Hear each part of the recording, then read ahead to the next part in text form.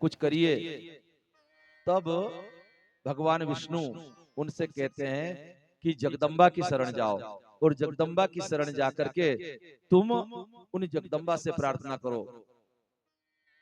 जब वो माता की शरण होते हैं, माता का गान करते हैं, उन्हें बुलाते हैं, तब माता कहती है कि इस बारे में तुम्हें भगवान विष्णु से ही प्रश्न करना चाहिए, वो जो उपाय बताएं वही तुम्हें करना चाहिए। अब तो भगवती ने अपने बल से भगवान विष्णु के मन में वो विचार डाल दिया जो उनके मुख से कहलवाना चाहती थी। भगवती ने जब बताया और वो वाणी के रूप में भगवान विष्णु के मुख पे बैठी, तब भगवान विष्णु ने उनसे कहा कि तुम्हें वृत्तासुर से मित्रता कर लेनी चाहिए। वृत्तासुर से मित्रता का जब विचार आया तो इंद्र कहता है कि हमारा युद्ध हो चुका, कैसे मित्रता होगी। तब वो बतलाने लगे कि जो ऋषियों के साथ में वृत्तासुर उठता बैठता है, तुम अपने देवताओं के साथ पहले वहां जाओ, उन ऋषियों से मित्रता बनाओ, और उन ऋषियों से मुनियों से मित्रता बनाने के बाद धीरे से वृत्तासुर से मित्रता बनाना। इंद्र वही करता है।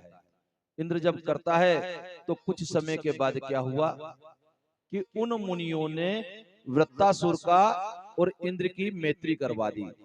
अब तो इंद्र और वृत्तासुर दोनों साथ साथ घूमते हैं, यहाँ जाते हैं, वहां जाते हैं, ज्ञान चर्चा करते हैं।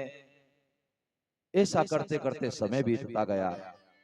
एक दिन इंद्र ने मित्र भाव में बड़ा प्रेम दिखाते हुए वृत्तासुर से पूछा कि वृत्ता, तुम बड़े बलवान हो और अब तो हम मित्र हो ही गए हैं, लेकिन मित्र तुमने ब्रह्मा जी की तपस्या करके ऐसा क्या वरदान मांगा था जो तुम किसी से जीते नहीं जाते हो? भगवान विष्णु भी तुमसे हार गए। अब वृत्तासुर ने मित्रता के भाव में आकर के इंद्र को बता दिया कि मैंने ब्रह्मा जी से यह वरदान मांगा था कि मैं ना गीले बांस से, ना सूखी लकड़ी से, ना गीले लकड़ी से, ना सूखी लकड़ी से, ना अस्त्र से, न शस्त्र से, और ना ही किसी धातु के द्वारा, ना ही पत्थर के द्वारा किसी प्रकार के अस्त्र शस्त्र से ना मारा जाऊं, और बोले मेरा शरीर शक्तिशाली रहे। तो बोले वृत्ता, ऐसी कौन सी चीज है? तो समुद्र के किनारे हंसते हुए वृत्ता ने देखा कि समुद्र के ऊपर फेन दिख रहा है। तो हंसते हुए से मुस्कुरा करके इंद्र की तरफ दृष्टि करते हुए ऐसा इशारा कर दिया। इंद्र के मन में विचार आया कि वृत्तासुर हंसा क्यों, और जैसे वृत्तासुर हंसा, इंद्र अब अपने गुरु के पास गए और वही के वही सारा वृत्तांत उन्होंने जाकर के सुनाया कि जब मैंने वृत्तासुर से पूछा कि तुम कैसे मारे जाओगे और तुमने क्या वरदान पाया, तो गुरुदेव, उसने हंसते हुए समुद्र के उस फेन की तरफ देखा। तब देवगुरु बृहस्पति उसे बताते हैं कि वो किसी सूखी चीज से नहीं मारा जाएगा, किसी गीली चीज से नहीं मारा जाएगा, पत्थर से नहीं मारा जाएगा, धातु से नहीं मारा जाएगा। तो हे इंद्र, जो समुद्र के ऊपर का फेन आता है, ना वो गीला होता है, ना वो सूखा होता है, ना वो पत्थर है, ना वो धातु है, तुम्हें उसी से करना पड़ेगा। अब इंद्र भगवान विष्णु के पास पहुंचता है और भगवान विष्णु से कहता है कि प्रभु, मेरे वज्र के ऊपर उस फेन को, यानी वो फेन जो है, उस फेन में मेरे वज्र की शक्ति डाल दो और मैं उससे वृत्तासुर को मार सकूं। धोखे में आकर के इंद्र ने उस फेन के द्वारा वृत्तासुर का वध कर दिया। ऋषि तृष्टा को बहुत क्रोध आया। वृत्तासुर जब मारा गया, इंद्र को तो अपना धन मिल गया, लेकिन ऋषि तृष्टा को क्रोध आ गया और ऋषि तृष्टा ने श्राप दिया कि जा, तुझे ब्रह्म हत्या लग जाए। अब तो विश्वरूप की हत्या करी और साथ ही साथ वृत्तासुर की हत्या करी और अपना मित्र बनाकर के हत्या करी। इसलिए वृत्तासुर की हत्या ने जो एक कृत्या का रूप लिया, वो ब्रह्म हत्या बनकर के इंद्र के पीछे लगी। और इंद्र के पीछे लगी तो इंद्र को वो कहीं भी नहीं छोड़ती, उसके माथे पर ही घूमा करती। हर पल इंद्र को खाते पीते, उठते बैठते, देखते सुनते सब एक जगह वही वह दिखाई देती। अब इंद्र अपनी स्वर्गपुरी छोड़ करके भागते हैं, जहां जाते हैं वो ब्रह्म हत्या उसका पीछा करती है। तब क्या देखते हैं कि एक सरोवर है, उस सरोवर में कमल खिले हुए हैं और उस सरोवर के किनारे कोई भगवती का मंदिर है।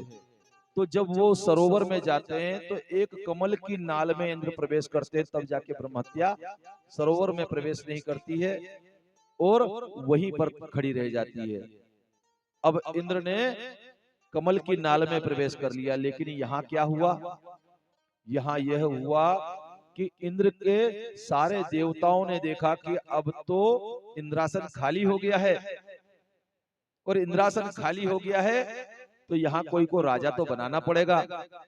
तो उस समय पृथ्वी पर एक राजा हुए, राजा नहुस, और राजा नहुस को उस समय इंद्र का पद दे दिया गया।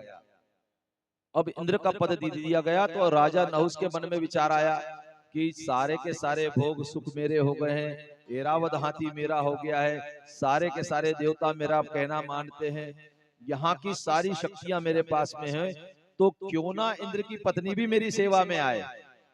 अब राजा नहुस के मन में ये भाव हो गया, और ऐसा विचार करके वे अपने सेवकों के हाथ इंद्र की पत्नी शची देवी के पास में यह सूचना पहुंचाते हैं कि मैं इस समय इंद्रासन पर बैठा हुआ इंद्र हूं, और इंद्र के संपूर्ण अधिकार और भोग मेरे अधीन हैं, तो हे देवी आपको मेरी सेवा में उपस्थित होना चाहिए। अब इंद्र की पत्नी शची देवी अपने गुरु जी के पास पहुंचती है।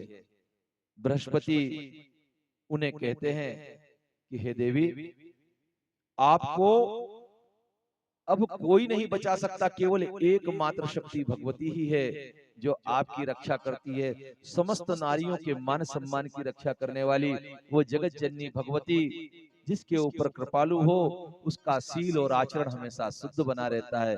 उस भगवती की शरण में जाओ और जाकर के उनसे प्रार्थना करो।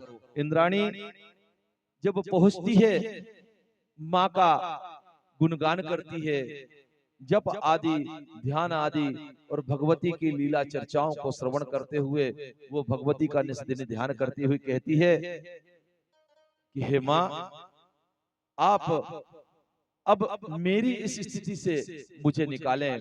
मेरे पति यहाँ वहां गए हुए हैं, वो आजकल कहाँ हैं किसी को कोई खबर नहीं, और अब मेरे ऊपर ये संकट आ गया है, इस संकट से पार करो माँ, इस संकट से पार करो माँ।